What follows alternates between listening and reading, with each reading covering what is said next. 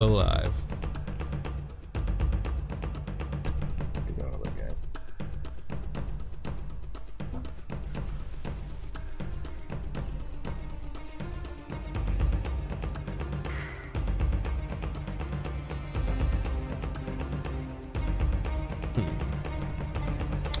Did you get a... Yep.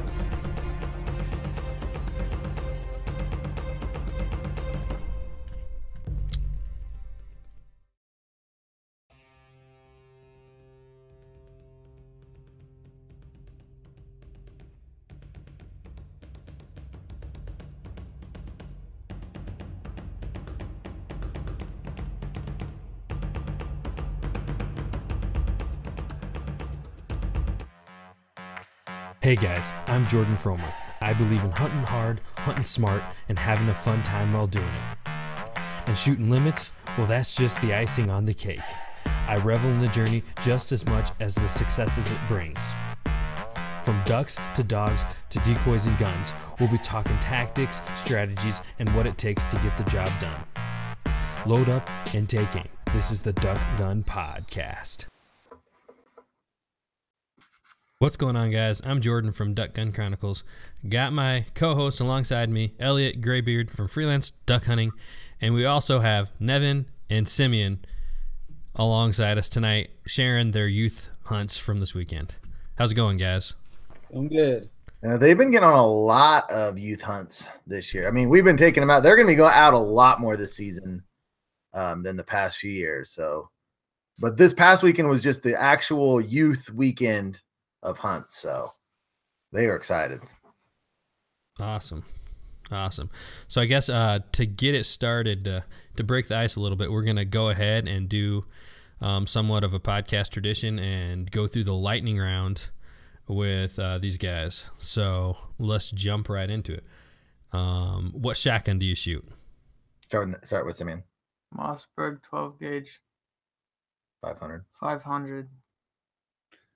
Okay. Oh, me now or Yeah. Okay.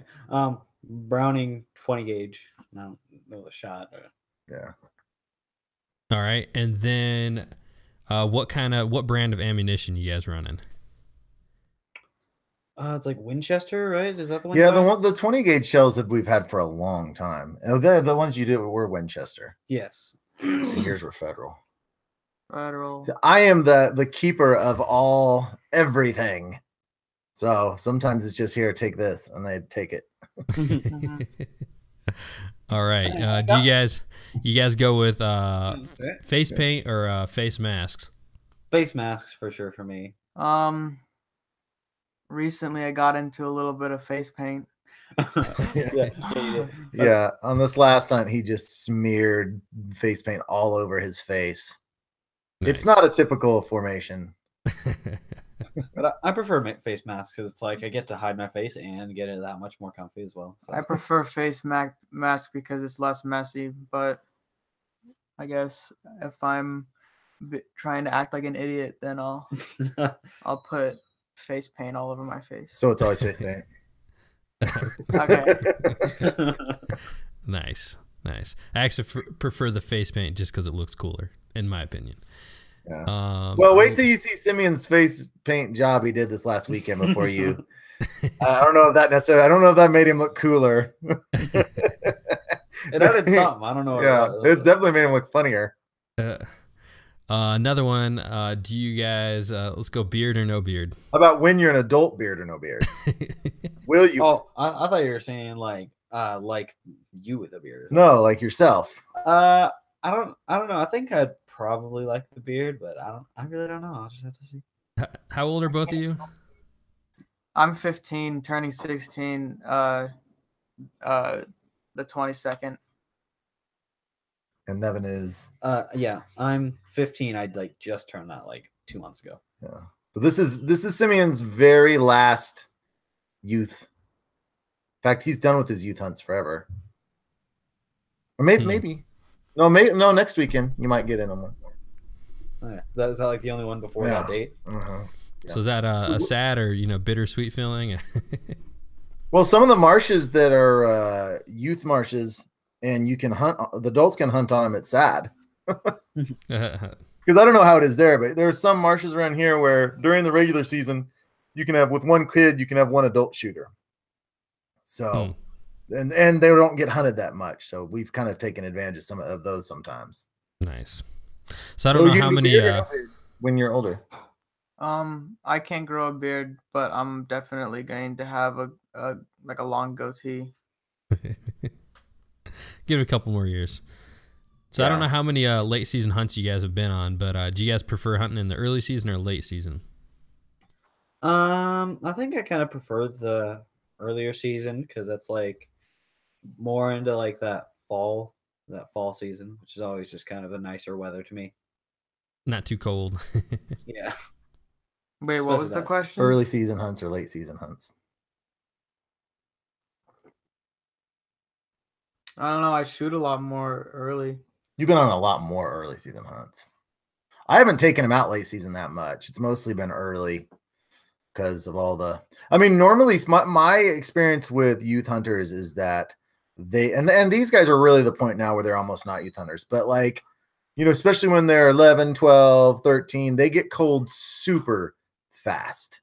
Mm-hmm. So almost all of our hunts. In fact, I don't think you've ever been out late season. I think all of our hunts where I take them are all early season. At least once. I don't remember one. I mean, I've gone winter. I've definitely hunted winter. Yeah, but mostly early season. Mostly early. I've been on a few later ones though. Yeah. So Nevin and Simeon, so you guys, this is kind of like your first season hunting a lot. So I guess like previous seasons, what would you guys rate yourself as far as like how hardcore of a waterfowler were you like previous years? Maybe let's just say last year on a scale like 1 to 10. And then like where are you at now? Because it seems like you guys are having a lot of fun and a lot of success, you know, this season. And has that changed like how gung-ho, how hardcore you are into waterfowl?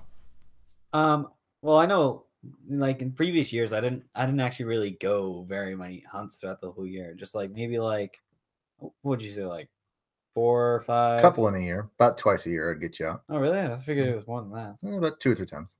No, but yeah, not very much at all. But I think already this season I've been out like quite a bit. So automatically that would boost me up quite a bit. I don't really know on a scale of 1 to 10, but now that you're actually shooting a lot of birds and shooting limits, are you enjoying it a lot more? Oh yeah, like it feels a lot better feeling like you can hit the bird majority of the time. Yeah. How about you? Last year I shot my first limit, and then now that I've been going out, I've been shooting my limit. Now I'm up to 18 ducks so far this season. Which is way more than you shot in your whole life before. I think we figured you had shot both of them had shot right around 12 birds before the season. Awesome. That's great. This year, Nevin has shot, I think, 11 and Simeon shot 18. I think you've been on 2 hunts this year, right? You shot your limit and then he's only been on 2. Yeah, I've been on 2. Yeah. So both of them are compared to their whole life are real slaughtering them this year and shooting real proficiently. Both of them are. Nice. Well. Yeah, you know, like that. The first time I got my limit, and then I went and got like 4 more on the next time. You know, plus that one I lost. Yeah. And every single time I've been out this season, I've shot my limit. Yeah. So. And let me give a little bit of background to the both of their hunting careers real fast, just for people that don't watch freelance duck hunting at all. So, Nevin, I got him in the field when he was real early, because when I went through my last divorce, he and I just lived with each other, and so there were certain days where if I didn't take him with me, he wasn't going to go. So I pushed him pretty hard when he was like 6 and 7 and 8 to get out with me. Not a ton of times, but sometimes where he could just barely even waddle around out there, and I would load him up with all sorts of snacks and drinks and just do whatever I could to keep him happy out there. And he shot his first duck, I think, about 4 years ago. Man, I think it was about 4 years ago. Can't believe it was 4 years ago. And it was a green wing teal. He made an amazing shot on it. And then the year after that, I believe. So Simeon, he became my boy when I married Beth. And so immediately he started going out and he shot his first He actually has the only kill with the 410. I bought the boys a 410. His first duck was a blue wing teal with the 410. And so, and I think that was about 3 years ago. Mhm. And so from then it's been slowly trying to get him out a year. I didn't take him out a ton of times because it's honestly, when they're not proficient, it's really taking a kid is, you have to have so much patience and you have to do so much extra work. And now that they're getting to the point where they're actually can pull their own weight and they can shoot and actually kill things. So if I went out hunting with them now and a flock came in, we'd all be shooting. Versus before, it's like, you make sure they get a shot, you make sure they get a bird. And so now that they're actually just kind of guys out there hunting, they're going to go a lot more. But so how much longer till you buy a couple more H12s? Well, I actually have 2 backup layout boats in my garage. I've got Dan's, which goes totally unused, and I've got mine that I call Old Green. So we have 4 already. Nice. So we're already kind of equipped. But we'll see, because those H12s, with the layout blinds, which actually came back on sale, are pretty awesome. So we'll see. Yeah, but they're definitely going to be going out a lot more, especially now that Dan's not hunting. And my dad doesn't hunt as much when it gets cold. That really, if we only have a couple guys, I'll always offer it up for them to go. So I plan on them being out a lot more this year. Yeah, good deal. All right. Well, I guess let's jump on to the youth hunts, and which one of you guys want to go first on that? You want to go first? Tell the story of your hunt on Saturday. Just kind of retell what happened. I can go first if you want. Sure. Okay. Okay. So I went out with, who I call Poppy, Carl, his dad. Fumbles. Yes, fumbles, of course, fumble mitts. So me and him were going out. We actually went down to basically the same area with Simeon and Aiden, except they went off to a little bit of a different spot than us. And we just kind of split off once we got out of the cars. So we got out and just kind of put our boat into this water and just kind of pulled it all the way out to our spot and hunted from there. Didn't he pull you? Oh, for the first, I sat in the boat for a small portion of time, but then I got out and then pulled it, and then the entire way back I also pulled it, so I don't want to hear anything else. Yeah, well, I saw it. I was like, Papa's kind of old. Well, he offered it. Here's how that happened. I would have. They're John, because at the beginning of the hunt, I've got on video my dad pulling Nevin, my 75-year-old dad pulling Nevin in the kayak versus vice versa. So I was really paranoid about you guys walking in there, because my dad told me the plan was my dad was going to get in the kayak and take off down the creek, and Nevin was just going to walk. Well, the channel in that creek, with all the rain we were getting, I wasn't sure how deep it was. So I was really paranoid about them in the dark and my dad just taking off down the creek and Nevin walking 300 yards in an area in the dark that he hadn't known. So I actually woke up at 4 and I was texting my dad like crazy, better make sure and keep an eye on Nevin around those channels. Don't just be, So I'm pretty sure that's how you ended up in the boat to begin with, because I was paranoid he was going to. I wasn't even conducting anything. I was just doing it. I just think it was silly. I know, and even a quarter of the way there, I got out and pulled, or maybe halfway or something. But I pulled a lot. I think how it should be is, the younger dude should be lugging the bigger stuff. The entire way back, I pulled it as well. Okay, and I'll get to that. I'll get to part of that later as well. All right, let's move on. Okay, so once we actually got there, we're setting up the place we're gonna be. And he actually forgot the wings to the spinner. And we actually think that was part of the reason why we didn't get as many decoys as we would have wanted. You better be careful the way your hunt went. You better be careful where this direction goes. How many shots you shot. That doesn't need to be recorded. I'm just saying. Yeah. So yeah, we didn't have the wings to the spinner. And basically every single shot I was getting was just a quick pass. So they were coming from behind us. And so by the time I was able to see them, they were within shooting distance. It was just very little time to react. He wasn't even able to hardly get the camera up fast enough. So constantly we were just seeing stuff flying just all around, just not even being able to take shots at most of it. It was really really annoying. You basically only had a couple of decoying birds the whole day, right? Like one or two, like two, I think max, and all the rest were just flying around. And all the ones I shot were just like flyby passes that I was luckily able to. How long did you guys end up hunting to about? Like I want to say 10 maybe. And how many birds did you end up with? 4. I lost one as well. So you knocked down 5. Yeah. Recovered 4. Yeah. And they didn't take very many decoys. Yeah, we did not. And they had no spinner, and it was a small little area we were hunting. We could also hear some other people around, but we never saw them. Yeah. And what type of ducks were they? We only saw like one group of like, bigger birds. We only like almost everything we saw were just teal. Were you shot all blue wings, or did you have some of them were green? I shot one green, and then all the rest were blue. Okay. Yeah, and then on the way back, it was terrible. We were just like, we thought we could take a little shortcut to get to the road faster, but it was just so muddy. Trying to like pull that boat through there with your waders on and getting through that mud, it was just like miserable. Yeah. We realized that was not a. How deep was it? Not even very. It's just like sticky, like just like get your boot. Yeah. Maybe, like, how deep was the water there? Oh, the water was maybe like at some points up to like the bottom of my kneecap. So I didn't go on this trip. I'd been going out west so many times. I figured I better just stay here with the wife, and so Aiden took both boys with him on Friday. And so as Nevin said, Aiden and Simeon broke up in a group, and Nevin and my dad broke up in a group, and they split off that way. So you ended up with 5 or 4. What about your hunt?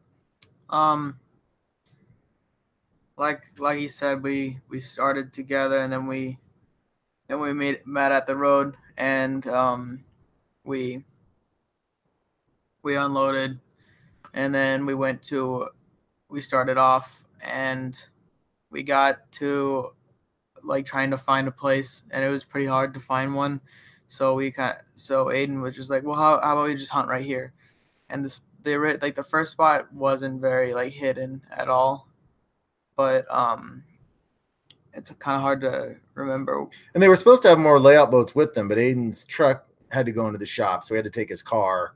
So they were only able to get one layout boat down there instead of they were planning on getting at least 2. And so that really hampered your guys' hunt and your guys too, because they just weren't as hidden as what they needed to be probably. And so we set up there. And it's kind of hard to remember what all happened because it was like there's a lot of birds flying. Yeah, there was a lot of birds. I saw I think I saw some pintail. Mm-hmm. There was a lot of widgeon, and I saw some teal, obviously.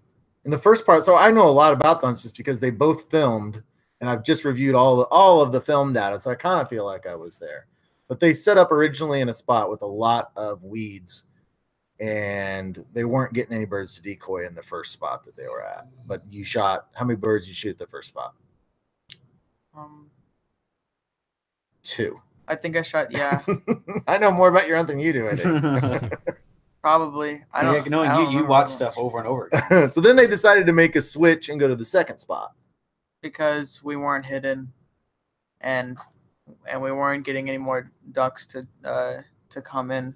But that whole time I was having problems with my gun with cycling it, and it would get jammed whenever the first shot, like I would shoot, and then the shell would like eject halfway and just come out like that. And then when I went to shoot the other one, I couldn't because it wasn't cycled. Yeah. Was that so I was having a lot of what? Is your gun a pump? Yeah. It's my old Mossberg 500 that I shot for 20 plus years. And I was having some issues with it when I got my A300, but we cleaned it up, really cleaned it good. And you took it out to the clays, and the thing is shot perfectly through multiple dove hunts, multiple duck hunts, and now all of a sudden it had serious issues. So we're going to break it back apart and really clean it good again. But so I'll tell you, before a kayak is purchased, it's probably going to be new guns. It's probably what's going to be purchased. So That'd be nice. Sweet. Hopefully I can get a new Mossberg. yeah. So this day was cloudy, low clouds, really windy, and it was tough conditions. But how many birds did you shoot? I shot 6. What were they? I shot 2 green wing, 2 blue wing, and 2 widgeon, and one of the widgeon we're thinking about mounting. Yeah, we have our first contestant for. So if you guys have been listening before, our sponsor, Sportsman Taxidermy, they're doing 2 mounts for Jordan, 2 mounts for myself. So throughout the course of the year, I'm going to be, when we get a really beautiful drake, it'll go in the freezer. And then at the end of the year, I'll pick 2 of them. So the widgeon he shot is beautiful. It's really good looking bird. So we've got our first contestant to possibly being mounted in the free. And so he shot his first 2 widgeon ever. You got to send me a picture of that. Yeah, they didn't actually get very many good pictures of it, but you'll see it in the video. There's one of him kissing it on the mouth. That one. Why isn't that posted to your Instagram yet? Oh my gosh. Probably should be. But I've got a video. The videography on these hunts was a little lackluster, let's just say. But I'm trying to take the stuff my dad did and the stuff Aiden did and put together one video from it. And I think I'll be able to get that done. So you'll definitely see the drake in that, the widgeon drake in that video. Awesome. It's beautiful. For this early in the season, it's really, really pretty. I've never shot one of those. There are a lot. Well, that weekend, it's funny because these 2 guys were hunting probably only a half mile apart. And Nevin and my dad were seeing almost all blue-winged teal. And Simeon and Aiden were seeing wave after wave of widgeon. And they actually had pintail come and hover right over the decoys, but I think that was one of your misfires. One of them, I'm yeah. sure I've missed. But there was a ton of widgeon around this past weekend. Man. So hopefully they'll still be here coming up the next weekend. That hunt was not my best hunt. Yeah, there was quite a few shells. Some steel was flung, let's just say. So is that the only reason it wasn't your best hunt? I mean, besides that, I was just having issues with the gun, and then I was 6 for 35. Hey, all that matters is you got your limit, right? That's all that matters at the end of the day. Good old 6 for 35. It happens. It happens. And they were sitting in their second spot they moved to. They were sitting in such tall cattails that the visibility was really tough too. The cattails would get in the way, and I could not see. And I was getting so frustrated with my gun that I would just stop thinking about looking down the barrel and actually pointing at them, so that I would just miss. Yeah. And it was just getting in my head and everything, and yeah, that's the worst when something gets in your head like that. Just kind of ruins. Once you start worrying about not hitting ducks, then you stop. Then you just start hitting stop. Then you stop hitting ducks and stuff, but then I finally pushed out and stayed long. I'm glad that I stayed as long as I did, because then I would have I got my limit and everything. See how many you can go, just getting limit after limit, See if we can get a streak going. Yeah. I think I shot my last duck at 10 o'clock. Mm-hmm. And then they were definitely longer hunts than what we'd been doing during teal season for sure. We ended up getting out of there right around the same time as well. Mm-hmm. It's pretty nice. So what was the weather like from start to finish on Saturday? Cold and windy. Yeah, it was a bit cold. Which another reason I'm glad I had that face mask. 50s or 40, I think. Started out in the 40s.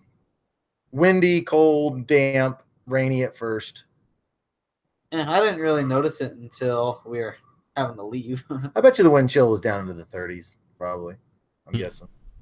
It was pretty cold. For this time of Did you year, s- it's cold. Did you sit Yeah. in the water? I did not. Oh, that's why it was colder, because I was sitting in the water. I hate sitting in the water.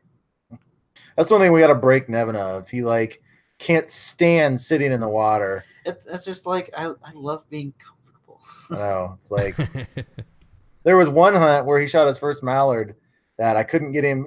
I wanted him to have fun, so I didn't push him on it. So we sat on the bank instead of sitting out in the water, and we left a lot of birds out there because of that. But do you remember how also when I shot my first mallard, you accidentally took off its head? Yeah, Nevin will never forgive me because his first mallard he ever shot, which is in season 1 of FDH, he had it. I was trying to take a picture of him with it, and it wasn't dead, and it was just like sitting there. You know, like when a duck just is sitting there looking at you with those eyes, and it's just blinking. You know, making you feel so bad. So I grabbed it to wring its neck, and I accidentally popped its head off. And it was his first mallard, so man, he still holds a grudge about that. I did that to one of my. I did kind of that this weekend to one of my green wing, because it wasn't dead, and Aiden went back to go and get his gun so I could use it because my gun was not working at all, and so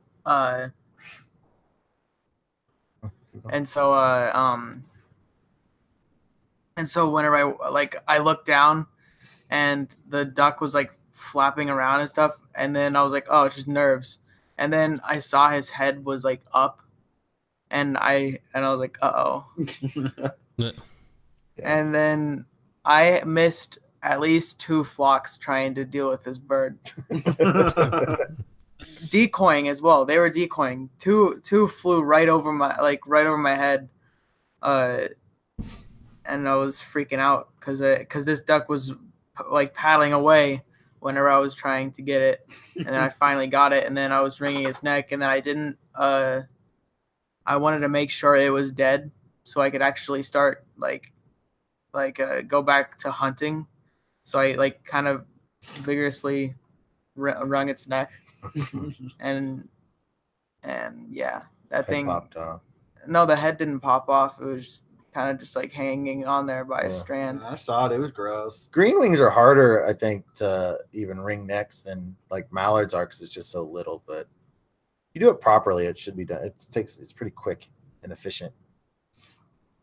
I'm sure I did it on the first thing. I was just making. We might need Adrenaline with their finisher tools.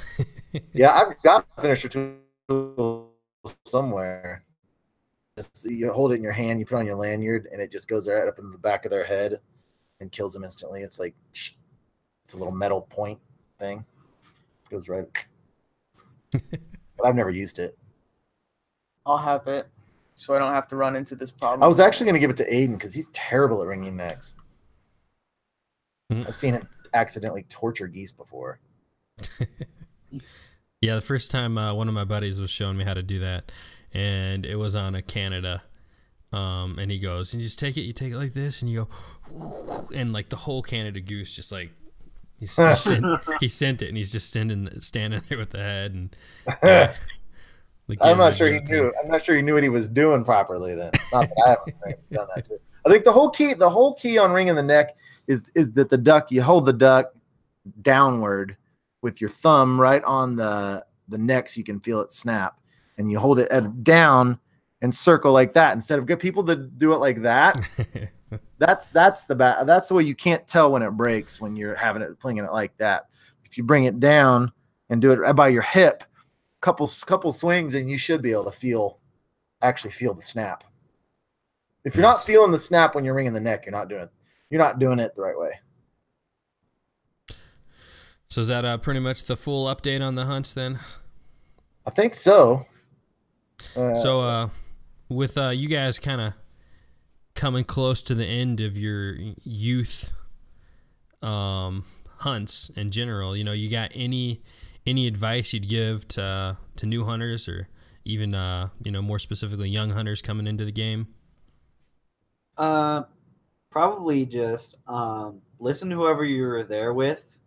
Just take whatever they say is like law, basically. Just do everything they tell you to do, and also don't make sure you know where you're pointing your gun. Don't be like swinging it around to like pointing it at people. That's another big Frowned thing. upon. Yeah, you know, just minor thing. What about you? Stay as long as you can. Don't like be in a hurry of leaving.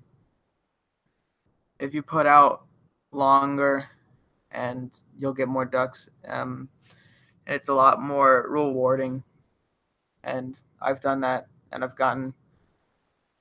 I think that was like my birthday hunt that whenever they were stopping, I stuck with it and I stayed there and I shot I think 4 ducks.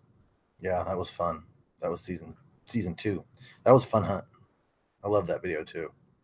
That was where like the freaking Smash thing originated, right? Yeah, that was the origins of freaking Smash. Mm-hmm. Yeah. Are you gonna get a catchphrase for yourself too then? I don't know. We'll just have to see. He actually came up with. Now you're thinking like Dan. Yeah, that was me. I don't get credit for it. he actually made that up. Nice. Which I don't know if that theme will continue unless we can actually get Dan to come out and hunt. Yeah. It can still live on. Yeah. I mean, we can still say it. Yeah. We just got to get people doing stupid stuff. Well, it might lose its context after a while. Yeah, it might. It'll be good for the OGs. Yep, that's right. Well, thanks, guys. Thanks for joining me. You can stick around or take off. It was fun. It was fun. Yeah. All right. Enjoyed it. All right, thanks, guys. All right. Okay, both of those guys do a. Now, I mean, I'm kind of in control of their shot selection, but neither of them are dying to just shoot wild shots. Both of them are real happy and content to take proper shots, and they don't just need to pull the trigger constantly. So it's really good, especially Simeon. I mean, Simeon, man, he's super conservative about shots he takes. So where do they fall on the spectrum between assassin and the hunter formerly known as assassin on their shot selection? Man, Simeon is crazy conservative with what he'll shoot at. So he definitely falls more in that line. But I'd say Nevin is more assassin-ish. But Simeon's real conservative about what he pulls the trigger at, which I'm perfectly fine with that. When I'm watching the video of him and Aiden's hunt, when I'm not there, it's Aiden will say take him lots of times. And Simeon's like, I didn't want it. I'm like, hey, that's fine, man. Pick what you feel comfortable with and take it. And both of them have shot really, really well this year. I mean, Simeon had that rough day that last hunt, but part of it was gun malfunction. And that day that was real low cloud ceiling and really windy. And so just getting birds in over your decoys is hard. And on a day where the wind's blowing 20, you shoot one shot and they're just like, whew, they're just like they're gone. So other than that day, he's been shooting really, really well, as has Nevin. I think Nevin went like 5 for 12 that day with my dad, but both of them are shooting really, really well this year. And hopefully the next time One Shot Wheezy goes out, he'll do a little better, because he was like, I think 6 for 40-ish on that kid's hunt. He went on, but I mean, he's just inexperienced. He's more experienced than these two guys are. He's 2 years behind Simeon, so it just goes with the age and with the practice, Yeah. Well, it's great getting him out there, and it sounds like a lot of fun. So it is. It certainly is. It's really fun to see him come of age, and it's really nice now that they're shooting competently, because it sucks to sit out there at the kid and just watch him whiff and whiff and whiff and whiff and whiff. Yeah, I can see that. So I guess, let's go ahead and discuss what we got going on for our weekly update. I guess I'll jump in there first. I'm doing a little bit of deer hunting.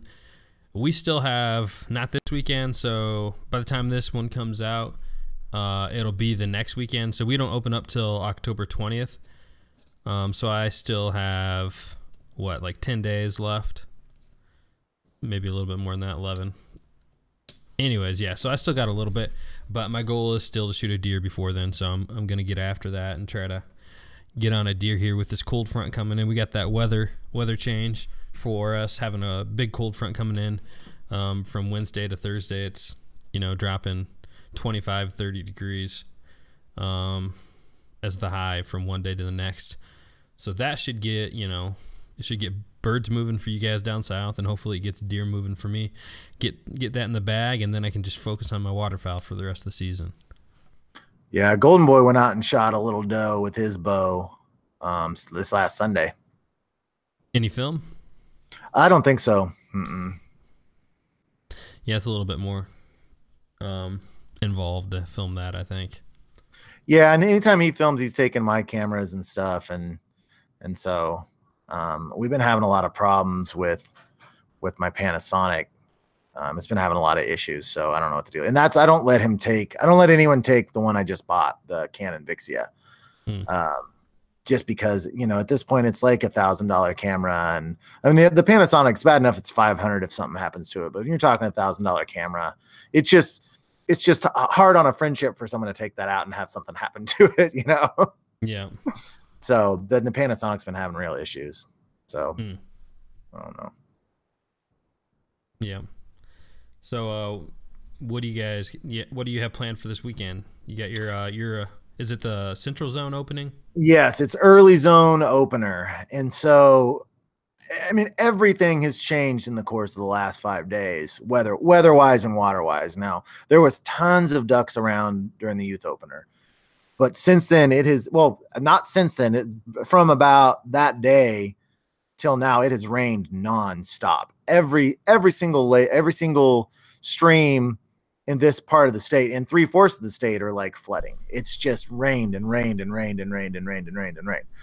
So we had the birds certainly located and knew what was going on, and we knew there was tons of birds there. But since all this rain, I don't know, we're going to have to totally rescout. My dad's down there now. So tomorrow is the first day where the rain's going to stop. He's going to get out and scout like crazy tomorrow. And then I happen to have the day off Friday, so I'm going down on Thursday night. Hopefully Aiden's going with me, and we will scout again the entire day on Friday.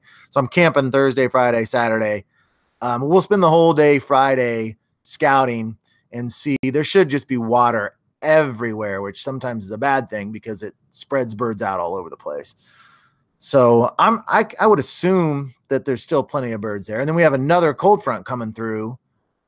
So I anticipate that we're going to find some birds to get on, unless for some reason with all of the water and all the rain, and you get a north wind, they all just blow out and nothing comes back in. I don't know.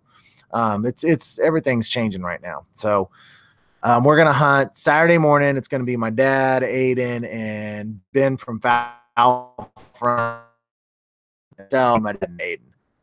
So the boys aren't going on any of these, but I think we will shoot birds. We're going to do full layout. There's plenty of blue wing around. There has been, but we're going to do full layout and try to get hit enough to shoot the pintails and the widgeons that are in the area. And I'm really excited. Depending on the water levels and where we hunt, I'm going to take a bunch of my White Rock mallard socks. And I'm thinking I might use a bunch of the hens with a few of the drakes, because there's not many. In fact, I don't know that they even saw any mallards the other day. There's virtually no mallards around yet. So I may take a bunch of the hen mallard White Rock decoy socks, and I'm thinking about putting out a huge spread. So I think I've got I can put out 5 dozen of those socks and 3 or 4 dozen floaters. And so we might just go huge with a massive spread in shallow water, because we'll probably be hunting somewhere between ankle to calf deep, which is perfect for those socks. So I'm really excited to use those for the first time. So fingers crossed, we'll have a massive spread out. We'll shoot a good mix of pintail, widgeon, green wing teal. Who knows? Maybe we can shoot a mallard or two if some blow in. But I'm excited about it. It's gonna be a lot of fun. Awesome. Yeah, that sounds pretty sweet, hunting that shallow water with all the windsock spread. Yeah, it ought to be interesting. And with all of the rain that we've gotten lately, then on the next Friday, I've got that day off again. All our local areas flood. So we've been basically on semi-drought all summer long. And most of our hunting pools either were dry. The natural ones went dry. The ones that could be pumped, some of them were saying they couldn't pump them because they didn't have senior water rights. But with all this flooding, now we went from that condition to everything has water. water all over the place. So any scouting I've done in this area from now is just worthless. So Friday, I'm going to spend the entire next Friday, a week from Friday, I'm going to spend that whole day just re-scouting everything, because then we've got the youth weekend opener for this area of the state. So we got a lot of stuff coming up. I mean, it's hectic. Lots of stuff coming up. Sweet. Sounds like, the season's about to come in and everything's going to be rolling and going super fast. And yeah, I was just out today with the guys from HTR shooting a little video, and shotgun shells going through the gun and smelling the gunpowder. I'm like, man, I'm ready. Just that smell, man. What kind of video were you shooting? Oh, just simple little like waterfowl content. That's cool. Yeah. Now, where will that kind of content go on their YouTube page, or will it go on their website and YouTube page? Yeah, it'll go on their website and their YouTube. So kicking off a YouTube page for them, HTR Waterfowl. We got the early goose season hunt on there, but we didn't have much early season here in Indiana. So, but once regular season starts rolling in with those guys, I'll be filming all those, and I'll be doing double duty, hunting and then filming. So I'll be out in the field a lot this season. I'm pretty pumped for it. How many days a week do you think that'll mean you'll actually be in the field? More than half. I don't know. Wow. Those guys hunt that much? It just depends, it depends on the birds. They're not ones to hunt if they can't find birds, but there's a lot of good locations that we can hunt, and so finding the birds won't be an issue. It'll just be weather dependent. So if we got good weather, we'll be hunting all the time.